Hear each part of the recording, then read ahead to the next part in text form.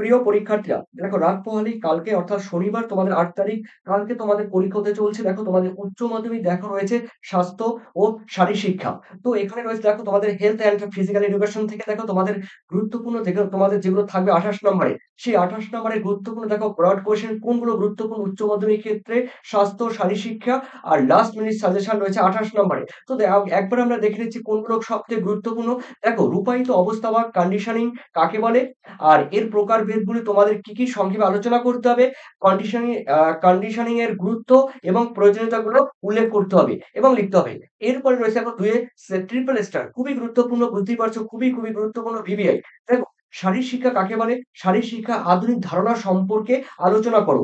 ওকে, এরপরে রয়েছে এখন তোমাদের ৩ নম্বরে। ৩ এ রয়েছে ট্রিপল স্টার দেখে নাও। শীতলীকরণ বলতে কি বোঝো? আর রয়েছে ক্রিয়া ক্ষেত্রে শীতলীকরণের উপকারিতা আলোচনা করো। খুবই গুরুত্বপূর্ণ এবং ভিভিআই। এরপরে রয়েছে এখন তোমাদের অথবা দিয়ে আধুনিক অলিম্পিক গেমস এর দেখো পতাকা সম্পর্কে আলোচনা করো। ওকে, তোমরা জানো পতাকার এক ধরনের রং আছে, সেই সব সম্পর্কে কোন মহাদেশে রয়েছে সেগুলো আলোচনা করতে হবে। এরপরে হচ্ছে শারীরিক সক্ষমতা কাকে বলে? দক্ষতা সম্পর্কিত শারীরিক সক্ষমতার উপাদানগুলি কি ব্যাখ্যা করতে হবে। আর অথবা কোশ্চেনটি ঘুরিয়ে দিতে পারে, শারীরিক সক্ষমতার ২ টি উপাদান সংক্ষিপ্ত আলোচনা করো। এরপরে রয়েছে দেখো এটিও খুবই গুরুত্বপূর্ণ ক্ষেত্র। এবারের ক্ষেত্রে দেখো নিউটনের প্রথম গতিসূত্রটি তোমাদের লিখতে হবে। খেলাধুলার উপর নিউটনের ১ম গতিসূত্রের প্রয়োগ আলোচনা করো। এরপরে রয়েছে দেখো তোমাদের ৫ এ রয়েছে দেখো হাইপোকাইনেটিক বা গতিহীনতাজনিত রোগ বলতে কি বোঝায়? আর কয়েকটি হাইপোকাইনেটিক রোগের নাম উল্লেখ করতে হবে। দেখো মেধাধিক্য বা স্থূলতা কাকে বলে?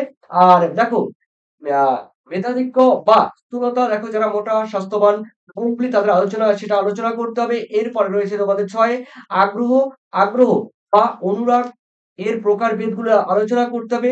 প্রেষণা কাকে বলে? ক্রিয়াক্ষেত্রে প্রেষণার ভূমিকা আলোচনা করো। এরপরে রয়েছে দেখো তোমাদের রয়েছে ৭ এ উষ্ণকরণ বা গা গরম বলতে কি বোঝো?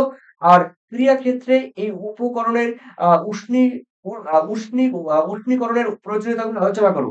ঠিক আছে? শীতলীকরণ আর উষ্ণীকরণ থেকে একটি কোয়েশ্চেন তোমরা জানো তোমাদের দেবে। এক্সট্রা আরেকটি দিয়েছি অলিম্পিকে একটু আগে বললাম। আধুনিক অলিম্পিকে ভারতের সাফল্য আলোচনা করতে হবে। ঠিক আছে? তো এগুলো ছিল তোমাদের গুরুত্বপূর্ণ physical and health and physical education এর তোমাদের কোয়েশ্চেন। তো অবশ্যই তোমরা কিন্তু তোমাদের মূল্যবান কমেন্ট সেকশনে জানিয়ে দিও। ধন্যবাদ তোমাদের সবাইকে। তোমাদের কালকের পরীক্ষা যেন ভালো হয় এই আশাই কামনা করি। Thank you.